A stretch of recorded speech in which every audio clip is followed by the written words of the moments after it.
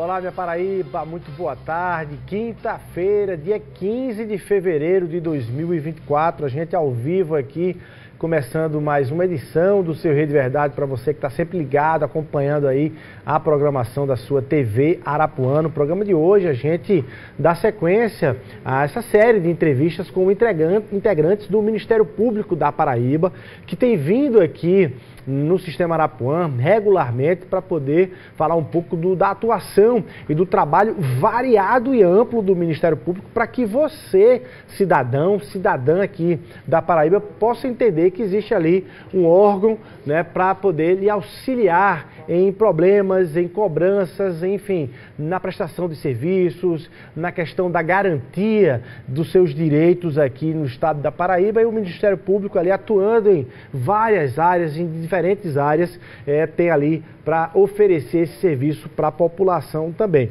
E no programa de hoje, o meu entrevistado é o promotor de justiça, Dr. Luiz Nicomedes, ele que atua na área da promotoria da educação, fazendo ali uma atuação específica na educação infantil, inclusive aqui no município de João Pessoa. É com ele que a gente conversa a partir de agora. Dr. Luiz, muito boa tarde, seja bem-vindo aqui ao Rede Verdade, muito obrigado pela sua presença. Boa tarde, Luiz Torres, boa tarde os telespectadores do programa, e dizer que a satisfação é toda nossa em estar aqui presente para que possamos dialogar a respeito de um tema que nos é muito caro, que é a garantia do direito fundamental à educação. Bom demais. Em que é que se pauta e se baseia esse corte, nesse segmento específico da atuação do MP na educação pública e privada infantil? Aí a gente está falando de João Pessoa, você pode falar do estado todo, mas aqui especificamente na sua área de atuação na capital, assim, para o nosso telespectador entender que área é essa, porque que o MP sentiu a necessidade de fazer esse recorte bem específico. O Ministério Público, né, e de forma particular o Ministério Público da Paraíba, ele tem a preocupação de resguardar e assegurar o direito fundamental, os direitos fundamentais, dentre os quais, e de forma específica, o direito fundamental à educação.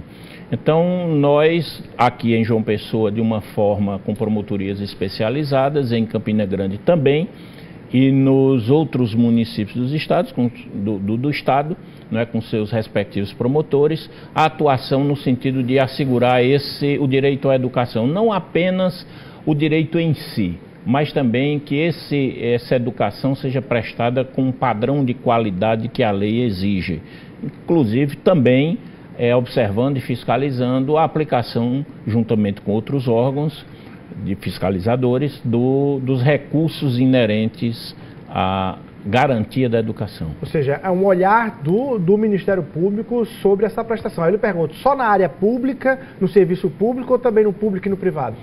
No sentido de recursos públicos em relação à rede pública municipal ou rede pública estadual. Mas também o Ministério Público atua e especificamente as promotorias com atribuições na educação também para assegurar que os estabelecimentos privados, que a rede privada de ensino cumpra com as normas que são inerentes ao próprio sistema.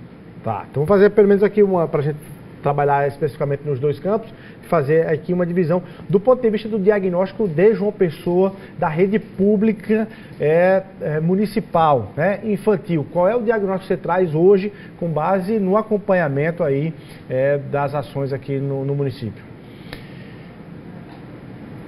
O diagnóstico que nós apresentamos, né, e que nós temos constatado a nível de rede pública municipal de ensino de João Pessoa, é um diagnóstico positivo. Não é o perfeito, lógico. Falando em linhas gerais. Mas em linhas gerais nós temos uma evolução muito grande.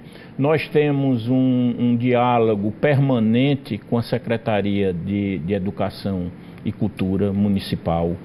Isso tem nos permitido obter êxito em muitas ações a nível administrativo, sem sequer necessitar judicializar. Agora, é uma rede imensa. Não é? É uma rede... Para a gente ter noção, qual o tamanho? Uma rede que tem em torno, aproximadamente, 200 unidades de ensino, 70 mil alunos, em média. Você imagina aí quantos municípios da Paraíba tem uma população com esse número de habitantes. Então nós temos isso, então é muito grande, obviamente que existem problemas, mas esses problemas estão sendo discutidos, estão sendo tratados administrativamente. Quando não é possível, nós então judicializamos e vamos discutir isso na esfera judicial. Você está há quanto tempo atuando especificamente na questão da educação? Questão da educação, nós estamos em torno de uns 8 anos. 8 anos. Você consegue avaliar, fazer um recorte de avanço e evolução nessa área? Nós temos uma expressiva evolução, né? Inclusive na questão de estruturas físicas. Nós temos hoje, e fruto do diálogo, né, fruto de ações administrativas também, né, não apenas ações administrativas do Ministério Público, é bem interessante se dizer isso, mas nós temos avanços em estruturas físicas, nós temos avanços na implementação do chamado atendimento ao atendimento educacional especializado, né? Então isso é um processo de evolução. Não é? Isso não é fruto de uma única gestão, como não será. Né? Isso é sempre constante, há uma complexidade muito grande em termos de educação. Doutor Luiz, vamos começar do início, do ponto de vista de desafios. Temos hoje vagas suficientes para quem quer colocar a criança na escola aqui em João Pessoa? Eu diria que há um esforço muito grande para que isso aconteça. Porém... Certo, essa porta de entrada. A porta de entrada. Porém, eu estaria sendo temerário em dizer que existe o acolhimento de todos... Integral de todos os pleitos, não é? Por conta, como eu disse anteriormente a você, a complexidade. Quando você fala de direito à educação, é como direito à saúde. É muito complexo e variante. Todo dia tem um fato novo. Agora, o problema é de falta mesmo da vaga ou, na verdade, aquela dificuldade, porque às vezes os pais moram num bairro, mas preferem uma outra escola, que parece ter mais estrutura, tem um ginásio de esporte, é mais bonita e tal. Ou seja, muita gente querendo ir para algumas escolas e algumas vagas em outras. Ou, na verdade, é falta de vaga no geral, assim, quer colocar em qualquer uma e já não tem mais? É como eu falei anteriormente, a educação é uma questão muito complexa. Então, nós temos algumas especificidades, não é? Nós temos unidades que são referência, mas a ideia, e essa é a cobrança do Ministério Público, essa é a cobrança do Ministério Público, é que a qualidade de ensino ofertado nas unidades de ensino sejam por igual. Padronize por isso, cima. Não é? E há, eu tenho certeza, esse compromisso da gestão. Agora, existem algumas outras particularidades. Fisicamente, se sabe que falta espaço. É uma questão de espaço físico. Você tem populações, bairros em que não há unidades de ensino suficientes. Por quê? Porque isso é resultado de uma política anterior, de gestões anteriores. Eu não estou falando da gestão anterior. Eu falo de gestões históricas, em que você tem o quê? Um processo de migração de populações de determinadas regiões para outras regiões, resolve o problema da moradia, mas em compensação, à época, né, hoje já se há uma outra consciência a respeito disso, mas à época você não leva os equipamentos. Então você tem áreas de João Pessoa, e aí eu posso citar o exemplo, como é aquela região sul, em que houve um aumento da densidade demográfica, um aumento do número de habitantes e os equipamentos públicos, à época, não acompanharam. Aí você tem deficiência de unidade de escola, de transporte, de saúde. Então é muito complexo. Existem também aquelas questões de que muitas vezes os pais, por uma opção, eles não querem matricular os seus alunos em determinada unidade. Seja porque acha que em outra unidade aquela criança terá um atendimento melhor, o que não é verdade, diante desse contexto de padronização, seja porque nós temos os problemas também inerentes à segurança pública. Certo. Bom, vamos lá, a gente falou de porta de entrada, agora vamos falar de merenda. Tem um acompanhamento dessa garantia dessa merenda nas escolas públicas? nós fazemos esse acompanhamento. E aí? E aí, pontualmente, são questões pontuais, você encontra em determinados momentos, instantes, digamos assim, reclamações a respeito da merenda que está sendo servida. Mas o que é que nós chamamos, Luiz? E aí a gente entende que a participação da população, da sociedade, é importante. Nós chamamos, em alguns casos, pedimos que esses fatos sejam verificados pelo Conselho de Alimentação Escolar. Por quê? Porque é o conselho que vai, dentro das suas atribuições, e é formado paritariamente, né, por representantes da sociedade civil e do poder público. Nós chamamos e pedimos que esse conselho exerça de fato o seu papel, que não é apenas o de chancelar as ações do município, mas sim, de fato, de acompanhar, de formular políticas, de verificar. Então, nós temos feito esse chamamento. Agora, isso não quer dizer, como eu acabei no início, falei a você, numa rede de quase 200 unidades, nós não tenhamos esses problemas. E, muitas vezes, o que é que as pessoas dizem? As pessoas não comunicam ao Ministério Público. Às vezes, há um problema específico, mas não se chega ao Ministério Público. Outras vezes há uma denúncia, uma reclamação, é muito pontual, às vezes é um dia, outro, e quando se vai lá a fiscalização, aquele problema, como foi pontual, já está sanado. Daqui a pouco, inclusive, a gente vai divulgar aqui os números e as possibilidades de contato com o Ministério Público em caso de denúncias em relação à qualidade, além da prestação de serviço de educação.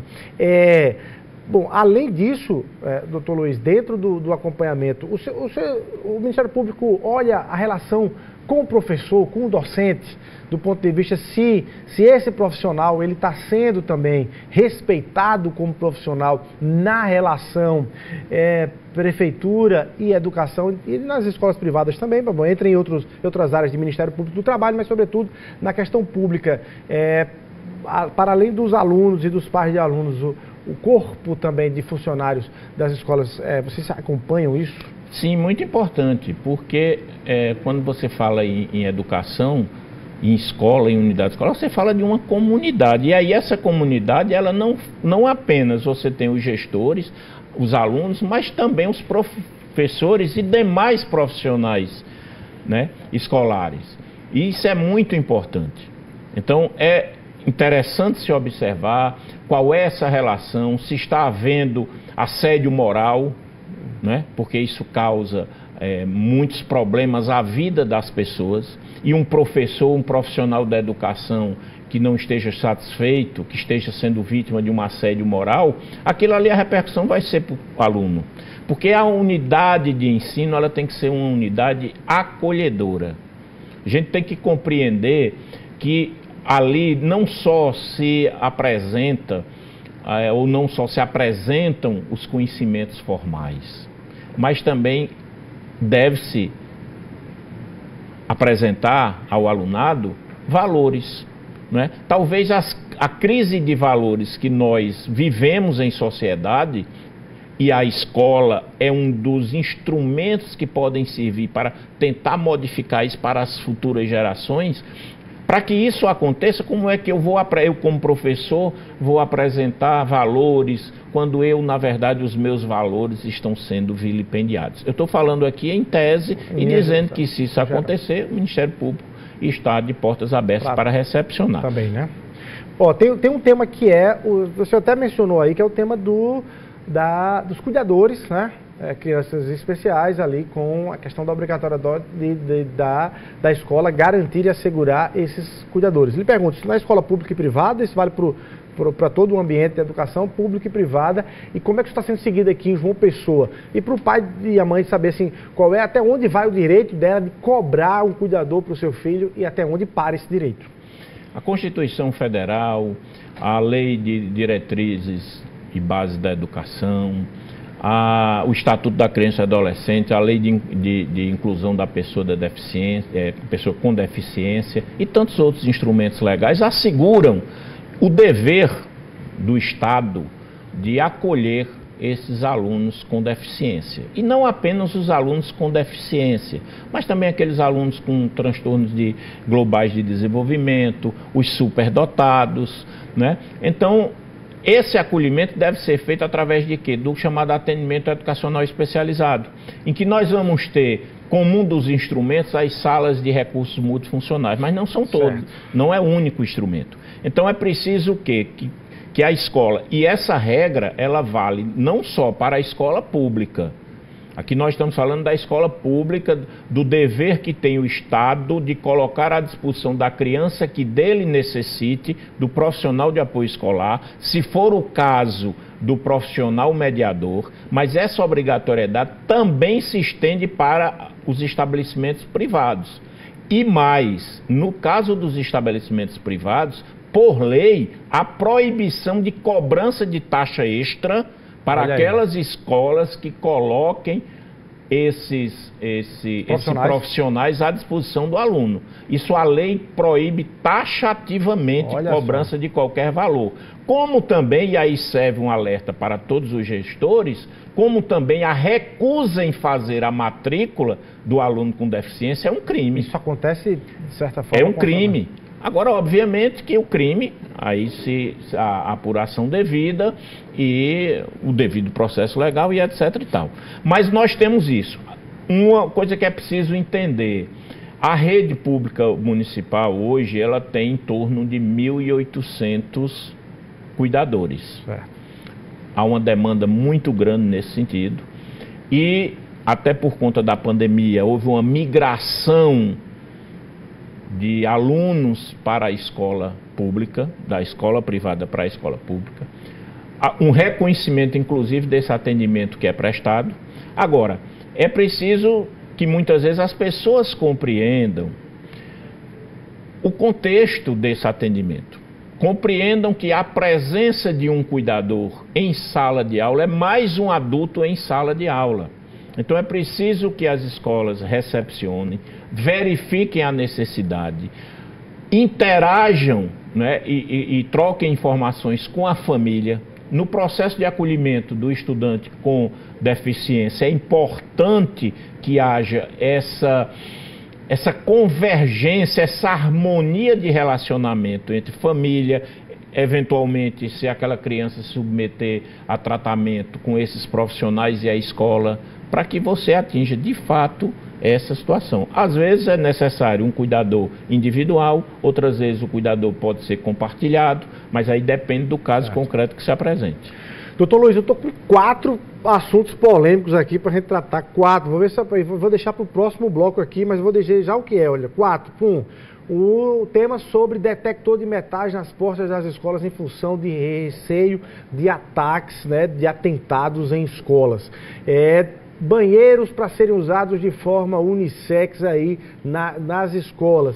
Linguagem neutra nas escolas e também, para fechar, proibição, algumas escolas já adotaram isso, proibição do aluno estar com celular dentro da sala de aula. O que é que você acha de tudo isso? A gente fala tudo isso no próximo bloco, a gente vai rapidinho para um intervalo comercial, 1 minutinho só, e a gente volta aqui no Rede Verdade.